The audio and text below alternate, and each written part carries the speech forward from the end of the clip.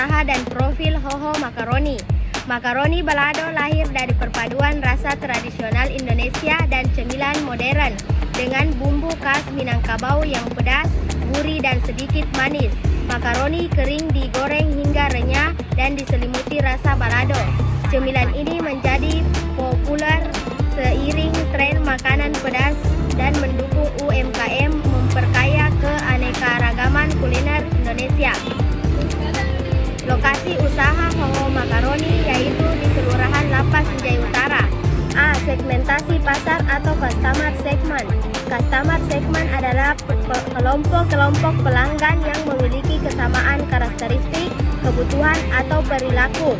Dengan membagi pelanggan menjadi segmen-segmen yang lebih kecil, bisnis dapat lebih memahami dan memenuhi kebutuhan spesifik masing-masing kelompok.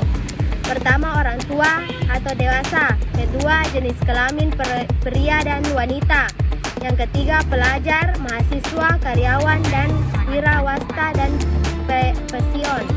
B. Proposisi nilai jual atau value proposition. Value proposition atau proposisi nilai adalah pernyataan singkat dan jelas yang menjelaskan nilai unik yang ditawarkan oleh sebuah produk atau layanan kepada pelanggan. Sederhananya, ini adalah jawaban atas pernyataan mengapa pelanggan harus memiliki produk atau layanan Anda dibandingkan dengan kompetitor. Yang pertama yaitu makaroni pedas dengan rasa balado khas renyah dan gurih. Yang kedua, harga yang terjangkau dengan kualitas terjamin. Yang ketiga, tersedia berbagai tingkat kepedasan sesuai selera.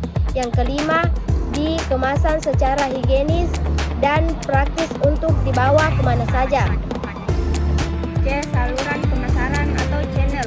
Channel dalam bahasa Indonesia sering diterjemahkan sebagai saluran.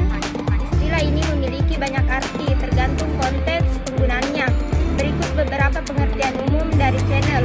Yang pertama, fisik, toko-toko kecil disinjai. Yang kedua, digital, media seperti Instagram, Facebook, WhatsApp, dan lain. Yang ketiga, langsung atau penjualan langsung.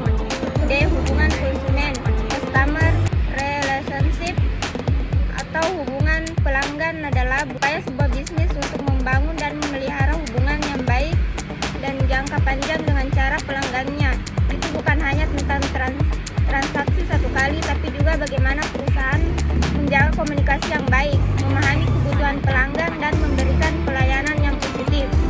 Yang pertama, interaksi langsung di media sosial dengan konteks menarik seperti diskon atau promosi. Yang kedua, respon cepat terhadap pernyataan atau keluhan pelanggan. Yang ketiga, program loyalitas seperti kupon, diskon untuk pembelian selanjutnya. Sumber pendapatan, revenue trends adalah aliran pendapatan atau sumber uang yang masuk ke sebuah bisnis. Sederhananya, ini adalah cara-cara bisnis mendapatkan uang. Yang pertama, penjualan produk makaroni rasa balado atau perbungkus atau dalam bentuk paket. Yang kedua, penjualan variasi rasa lain, opsional. Yang ketiga, pendapatan dari reseller atau dropshipper. Bagian F, sumber daya, key resource. Key resource adalah aset-aset strategis yang dimiliki oleh sebuah perusahaan untuk menjalankan operasionalnya, mengembangkan produk atau layanan, dan memenuhi kebutuhan pelanggan. Sumber daya ini dapat berupa berbagai macam hal, termasuk fisik, intelektual, manusia, dan finansial. Kesatu, bahan baku. Makaroni, bumbu balado, minyak, dan kemasan. Kedua, peralatan produksi, wajan, penggorengan, dan alat pengemasan. Ketiga, sumber daya manusia untuk produksi, pemasaran, dan distribusi modal untuk operasional awal. Bagian G, aktivitas utama, key activities. Key activities adalah aktivitas utama yang harus dilakukan oleh sebuah bisnis untuk menciptakan dan memberikan nilai kepada pelanggan. Ini adalah tindakan-tindakan yang paling penting dan membedakan bisnis Anda dari pesaing. Kesatu, produksi makaroni rasa balado, penggorengan, pencampuran bumbu, pengemasan. Kedua, pemasaran melalui media sosial dan platform online. Ketiga, distribusi produk ke pelanggan dan reseller, riset dan pengembangan rasa serta kemasan baru. Bagian H, kerjasama, key partnership.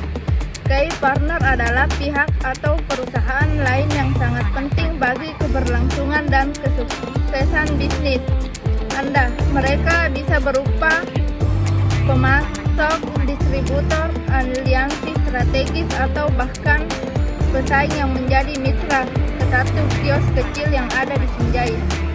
Di struktur biaya, cost structure.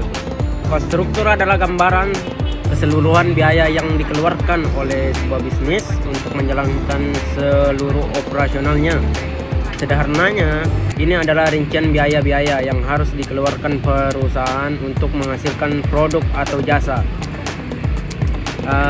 Yang pertama, biaya pembelian bahan baku, biaya operasional, produksi, listrik, gas, ataupun minyak goreng.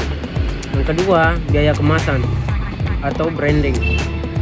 Yang ketiga, biaya pemasaran dan promosi, iklan media sosial atau influencer. Yang keempat, biaya distribusi atau logistik.